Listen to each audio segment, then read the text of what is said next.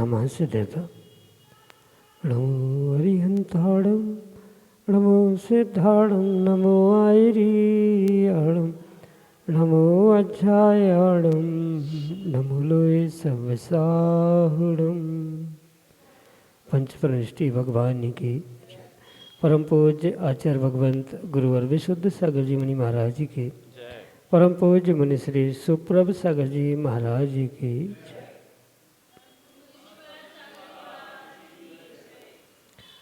अनंत संकल्पों के जाल में भटकता व्यक्ति अनंत दुखों को ही प्राप्त करता है, लेकिन पुण्य के उदय में यदि व्यक्ति थोड़ा सा पुरुषार्थ करे और अपने मन के उन अनंत विकल्पों में से एक विकल्प को भी समीचीनता प्रदान करते हुए किसी निर्ग्रंथ गुरु से उसका सम्यक रूप से समाधान प्राप्त करने का पुरुषार्थ करे, तो वही एक विकल्प हमारे आत्मकल्याण का मार्ग खोल सकता है।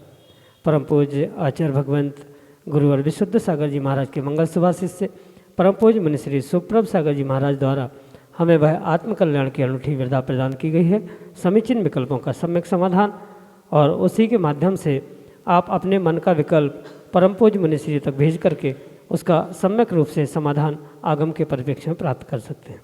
प्रारंभ करते हैं आज का सम्यक समाधान। और आज के पहले विकल्प के लिए नैन्सी जैन, पंचशील नगर, भोपाल, मध्य प्रदेश से महाराज जी के चरणों में बारंबार नमोस्तु निवेदित करते हुए अपना समीचीन प्रश्न रख रहे हैं कि महाराज जी, अभी कुछ समय पूर्व आपकी एक पुस्तक का विमोचन हुआ था, शुभ लाभ। तो इस शुभ लाभ का क्या अभिप्राय है? हमारे समीचीन विकल्प का सम्यक समाधान करने की अनुकंपा करें। नमोस्तु महाराज जी, नमोस्तु। ओम नमः सिद्धम। पंच परमेश्वरी भगवान की, आचार्य भगवान गुरुवर विशुद्ध सागर जी महाराज की। शुभ लाभ ये शब्द आपने कई बार मांगलिक स्थानों पे, मांगलिक आमंत्रण कार्ड आदि पे देखा होगा, पर इसके पीछे का अभिप्राय शायद ही कोई व्यक्ति पहचान पाता है या जान पाता। जो भी ये शब्द कई स्थानों में देखने में आता है, मांगलिक कार्य के प्रारंभ में, वही खाते के प्रारंभ में ये जो लिखा जाता है, इसके पीछे का अभिप्राय अगर थोड़ा सा भी विवेकपूर्वक व्यक्ति विचार करे तो स्पष्ट हो सकता है कि जो लाभ शुभ के साथ होता है वही जीवन में कार्यकारी हो सकता है। जैसे पिछले पुण्य के उदय से जीव वर्तमान में बहुत सारे लाभ को प्राप्त कर लेता है, वह लाभ उसको तद कार्य के या तद विषय के क्षयोक्षम निमित्त से प्राप्त होता है। जो लब्धि हो रही है, प्राप्ति हो रही है, लाभ हो रहा है, वह तो सामान्य रूप से पिछले कर्मोदय से प्राप्त हो ही रहा है, पर उस लाभ को हम किस प्रकार से शुभ कर सकते हैं, ये इस ग्रंथ के माध्यम से, कृति के माध्यम से समझाने का प्रयास किया। और जो सामान्य रूप से पिछली पर्याय से इस पर्याय में होने वाला लाभ है, साधनों का हो, पर्याय का हो, पुण्य का हो, उस लाभ को शुभ करने के लिए एकमात्र साधन आचार्य भगवंतों ने कहा है, जो कि पंच परमेश्वरी की भक्ति है, देवशास्त्र गुरु की भक्ति है। और उस देवशास्त्र गुरु की भक्ति के माध्यम से जीवन में होने वाले लाभ को शुभ लाभ किस प्रकार से बना सकते हैं, भक्ति क्या होती है, किस प्रकार से भक्ति को प्राप्त करना चाहिए, ये इस ग्रंथ के माध्यम से सुस्पष्ट करने का प्रयास किया गया है। चूँकि मूल कृति एक ही भाव स्तोत्र जो वादी राम सिंह मुनिराज ने, आचार्य भगवंत ने अपने गलित कुष्ठ को मिटाने के लिए भगवान की स्तुति की थी, उस भगवान की स्तुति, भगवान की भक्ति करते समय जो विशेष पद्यों के माध्यम से उन्होंने भगवान की भक्ति क्या है, भगवान की प्रत्याशक्ति कैसी होती है, भगवान के ध्यान करने से हमारे शरीर के रोग कैसे बदल सकते हैं, ये सब कुछ समझाते हुए जो लाभ है उसको शुभ करने का पुरुषार्थ बताया है।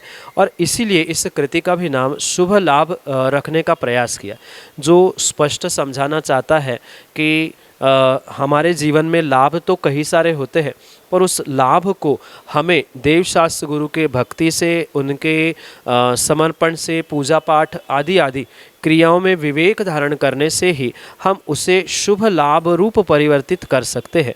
और सर्वत्र जो भी कार्ड में, वही खाते में या दरवाजे पर शुभ लाभ लिखा रहता है, उसके पीछे का भी यही अभिप्राय होता है कि जो लाभ हो रहा है वह हमारा लाभ मात्र लाभ ना हो, क्योंकि अगर लाभ शुभ लाभ नहीं है तो वह लाभ लोभ में परिवर्तित हो सकता है।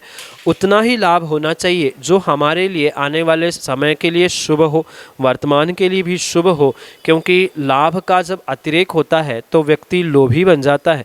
उस लोभ की परिणति ना बढ़े, इसलिए उतनी ही आवश्यकता, जितनी आवश्यकता वर्तमान और भविष्य को निर्वाह करने रूप है या क्रियाओं को संपूर्ण करने रूप है, उतना ही लाभ प्राप्त हो और वो भी शुभ रूप हो, पुण्य रूप हो, जो आने वाले समय में हमें पुण्य ही देने वाला हो। पुण्यानुबंधी पाप नहीं, अपितु पुण्यानुबंधी पुण्य प्राप्ति की अपेक्षा से यह शुभ लाभ शब्द संज्ञा के रूप में बहुत अच्छे से उस एक ही भाव स्तोत्र के प्रवचन के प्रवचनांश के रूप में प्रस्तावित करने का प्रयास किया है। साथ में संपादकीय आदि आदि के माध्यम से भी आप उसके अभिप्राय को और सुस्पष्ट रूप से समझ सकते हैं, जान सकते हैं। यही आपके लिए सम्यक समाधान। एम.सी. जैन, जैन नगर, भोपाल, मध्य प्रदेश से महाराज जी के चरणों में बारंबार नमोस्तु करते हुए अपना प्रश्न रख रहे हैं कि महाराज जी, बहिरात्मा, अंतरात्मा और परमात्मा में क्या अंतर है? हमारे समीचीन विकल्प का सम्यक समाधान करने की अनुकंपा करें। नमोस्तु महाराज जी, नमोस्तु। आगम में आचार्य भगवंतों ने आत्मा के 3 प्रकार समझाने का प्रयास किया, पर 3 प्रकार का मतलब कोई 3 भिन्न भिन्न आत्माएं नहीं है, अपितु एक ही आत्मा का जो क्रमिक विकास होता है, उस क्रमिक विकास में इन अवस्था विशेष को आत्मा कैसे प्राप्त करता है, क्यों प्राप्त करता है और क्या इसमें विशेषता है, ये समझते हुए ही इन तीनों प्रकार के आत्माओं में भेद समझ में आ सकता है या अंतर समझ में आ सकता है। पुनः इस बात को विशेष ध्यान रखें कि अंतरात्मा, बहिरात्मा, परमात्मा ये कोई भिन्न भिन्न आत्माएं, भिन्न भिन्न वस्तुएं नहीं है, अपितु जो बहिरात्मा होता है वही अंतरात्मा और अंतरात्मा ही पुनः परमात्मा बनता है। ये एक विकास की श्रृंखला यहाँ पर प्रस्थापित करने का पुरुषार्थ हमारे लिए परमात्मा बनने का एक साधन के रूप में आचार्य भगवंतों ने बताए। जो एक मिथ्या दृष्टि जीव अपने शरीर को, अपने साधनों को, पर वस्तुओं को आत्मा का स्वरूप मानता है, बहिर को यानी बाह्य अवस्था को अपना मानता है, आत्मा रूप मानता है, ऐसे उस अवस्था विशेष को या आत्मा की उस परिणति को ही बहिरात्मा ऐसा कहा जाता है। और वही जब बहिरात्मा सम्यक दर्शन को प्राप्त करते हुए निर्णय करता है कि मैं भिन्न हूँ, मेरा आत्मा, मेरा शरीर दोनों में भेद विज्ञान प्राप्त करते हुए भिन्न भिन्न अनुभूति करता है, सच्चे देवशास्त्र गुरु पर श्रद्धान करते हुए 7 तत्वों का सम्यक निर्णय और सम्यक श्रद्धान करता है, वही जीव बहिरात्मा से अंतरात्मा हो जाता है। और वही पुनः अंतरात्मा जब विशेष पुरुषार्थ करता है, कर्मों का पूर्ण नाश करता है, तब जाके वह परमात्मा बनता है। अंतरात्मा के अनेक भेदों को भी आचार्य भगवंतों ने समझाया है। जघन्य, मध्यम और उत्तम अंतरात्मा और परमात्मा भी 2 प्रकार का कहा जाता है। एक संयोग और एक अयोग के साथ जो केवली भगवान है वो भी एक देश परमात्मा अर्हंत अवस्था रूप स्वीकार किए जाते हैं। और सकल परमात्मा, निकल परमात्मा के भेद से जो विशेष रूप से कर्मों का नाश करते हुए सिद्ध बन चुके हैं, वे वास्तविक सच्चे उत्कृष्ट परमात्मा के श्रेणी में आने वाले हैं। पुनः अगर हम अंतरात्मा के 3 भेदों को समझें तो गुणस्थान परक इसके विशेषता को समझते हुए उनका अंतर समझ में आ सकता है। मतलब अंतरात्मा चौथे गुणस्थान से सम्यक दृष्टि को स्वीकार किया जाता है और जघन्य रूप से चौथे 5वें गुणस्थान वर्ती सम्यक दृष्टि को जघन्य अंतरात्मा कहा जाता है। 6वें गुणस्थान से 10वें गुणस्थान तक मध्यम अंतरात्मा स्वीकार किया जाता है और 11वें 12वें गुणस्थानवर्ती उस अवस्था विशेष को उत्कृष्ट अंतरात्मा की संज्ञा प्रदान करते हुए वह उत्कृष्ट अंतरात्मा का स्थान प्रदर्शित किया जाता है। सामान्य रूप से अगर अंतर समझना है तो मिथ्या दृष्टि जीव बहिरात्मा कहलाता है, सम्यक दृष्टि जीव अंतरात्मा कहलाता है, और जो सम्यक को प्राप्त करते हुए रत्नत्रय के फल स्वरूप को प्राप्त करता है, ऐसे अरिहंत सिद्ध अवस्था को प्राप्त करने वाले जीव को, प्राप्त करने वाले आत्मा को, बहिरात्मा के श्रेणी से प्रारंभ होने वाली इस यात्रा को परमात्मा तक ले जाने की श्रृंखला में समाप्त होने से उसे भगवान, ईश्वर, परमात्मा, गॉड, प्रभु आदि किसी भी संज्ञा से स्वीकार किया जा सकता है। इसलिए ये तीनों में मात्र अवस्था विशेष की अपेक्षा से अंतर है। ये तीनों आत्माएं भिन्न भिन्न नहीं है। एक ही आत्मा जो मिथ्यात्व के साथ बहिरात्मा है, सम्यक दर्शन के साथ अंतरात्मा है और कर्मों का नाश करते हुए वही परमात्मा अवस्था को प्रकट करता है। यही उनकी तारतम्यता और यही उन तीनों में अंतर है जो कि आपके लिए सम्यक समाधान से। संजोग छावड़ा बासिम महाराष्ट्र से अगले समीचीन में कल चरणों में शत वंदन, शत वंदन, शत नमोस्तु गुरुदेव। मेरा प्रश्न यह है कि हमारे जो शाश्वत पर्व है, अष्टमी, चतुर्दशी, 10 लक्षण आदि, ये सभी अंग्रेजी त्योहारों की तरह रात में 12 बजे से शुरू होकर दूसरे दिन 12 बजे तक होते हैं या सूर्योदय से लेकर दूसरे दिन सूर्योदय तक? भारतीय कालगणना और विदेशी कालगणना, इसमें ज़मीन आसमान का अंतर है। अगर वास्तविकता देखा जाए तो जो कालगणना भारत में ग्रह, नक्षत्र, सूर्य, चंद्रमा आदि के निमित्त से की जाती है, यही एक शाश्वत व्यवस्था सभी धार्मिक ग्रंथों में प्राप्त होती है। पर क्योंकि एक स्टैंडर्ड टाइमिंग के हिसाब से जो अंग्रेजी लोग भारत पर राज करने के लिए पहुँचे थे, उसी समय से ये रात के 12 बजे से दूसरा दिन शुरू होना या ये जितनी भी व्यवस्था शुरू हुई है, ये जब भारत परतंत्रता में उन अंग्रेज़ों के निमित्त से हुआ था, तब से ये बदली हुई व्यवस्था है। इसके पूर्व में भारतीय किसी भी दर्शन में, चाहे वह कोई भी धर्म क्यों ना हो, सभी धर्मों में भारत में जो मूल धाराएं कालगणना की होती थी, उसी के अनुसार वहाँ पर कालगणना करने का प्रमाण हमें आगम ग्रंथों में भी और अन्य दर्शनों में भी प्राप्त होता है। क्योंकि जो कालगणना होती है वह, जैसे आपने अपने आगम में भी पढ़ा होगा, जो सूर्य चंद्रमा मेरु की परिक्रमा लगाते हैं, प्रदक्षिणा लगाते हैं, तत्कृता काल विभागा, उसके निमित्त से ही काल का विभाग होता है। तो रात में 12 बजे से ना सूर्य चंद्रमा, उसका कोई गणित भी समझ में नहीं आता।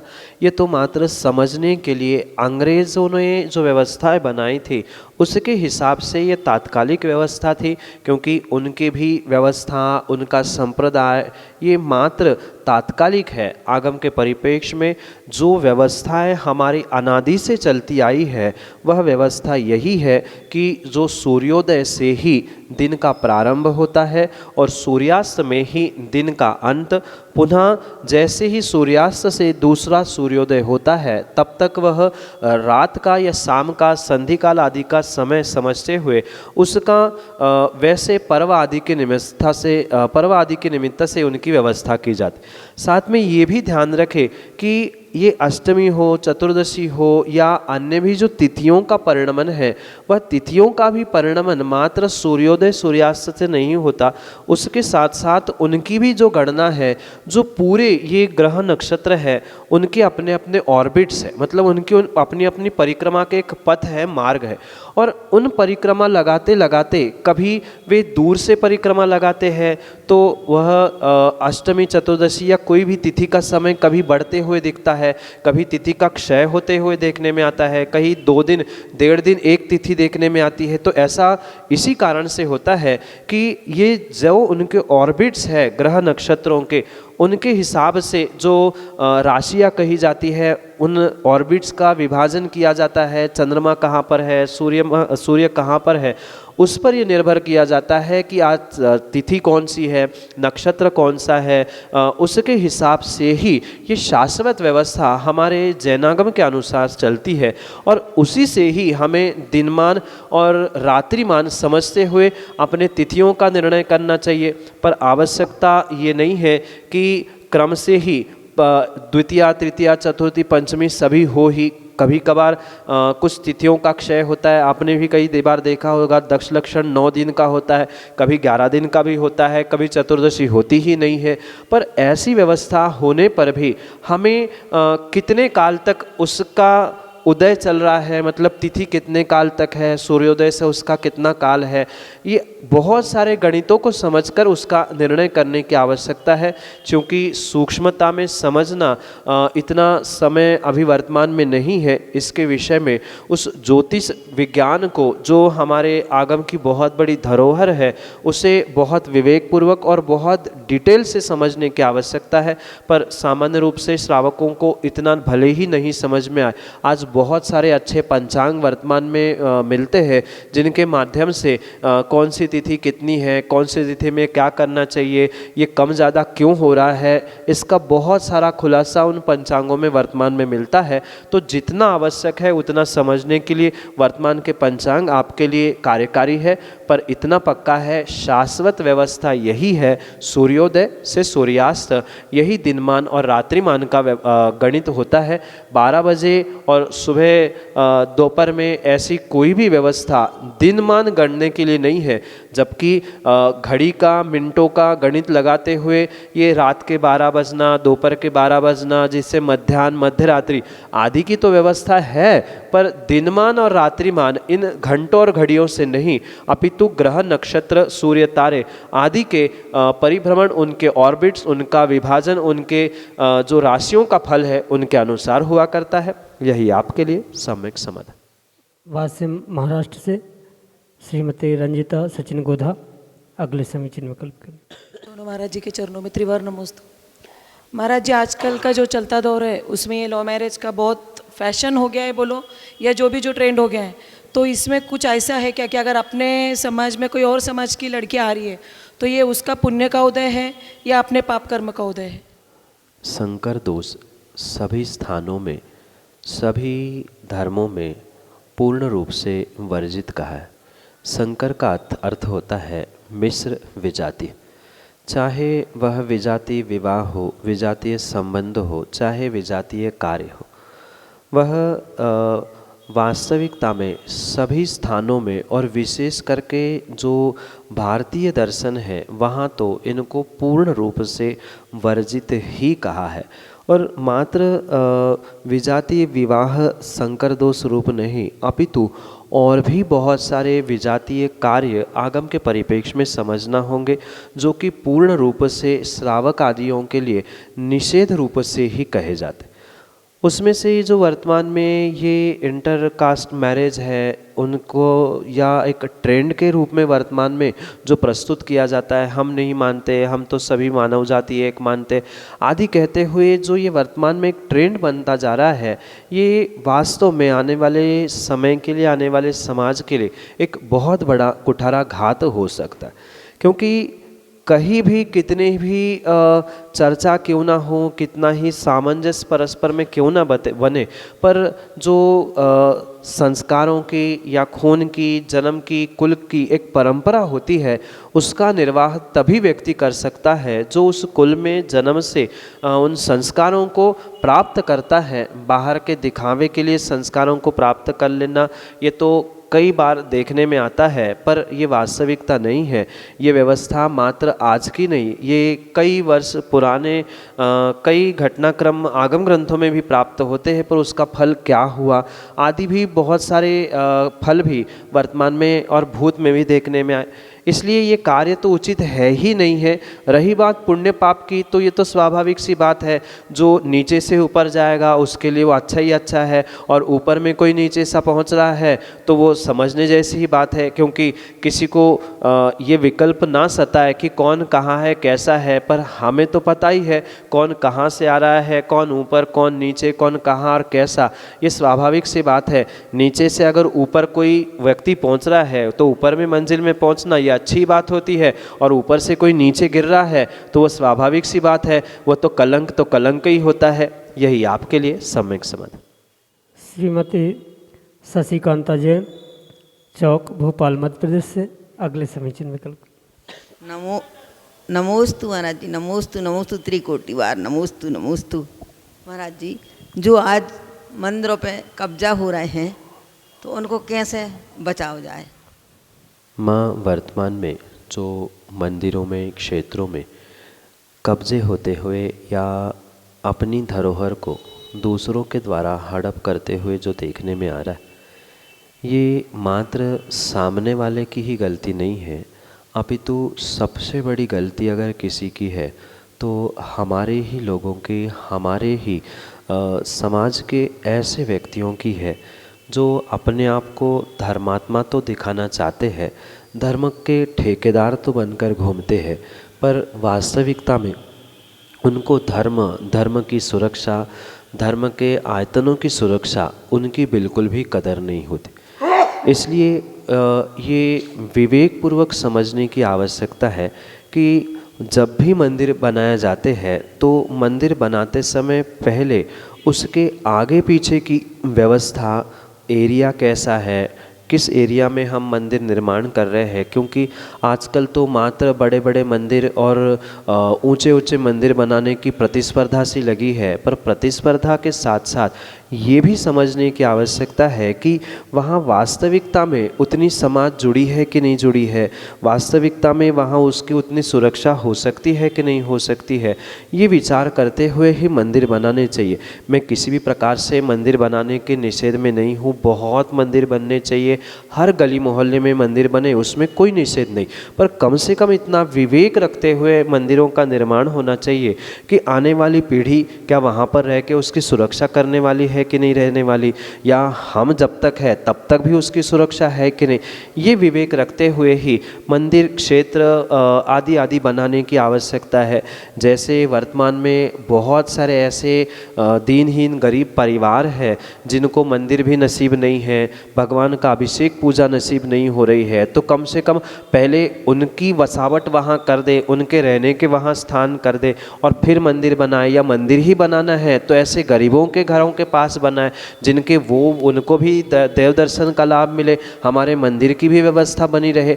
ऐसा कुछ विकल्प सोचते हुए ही आने वाले समय में पुरुषार्थ करने की आवश्यकता है, अन्यथा धर्म आयतन इनकी सुरक्षा होना कतई संभव हो नहीं सकता।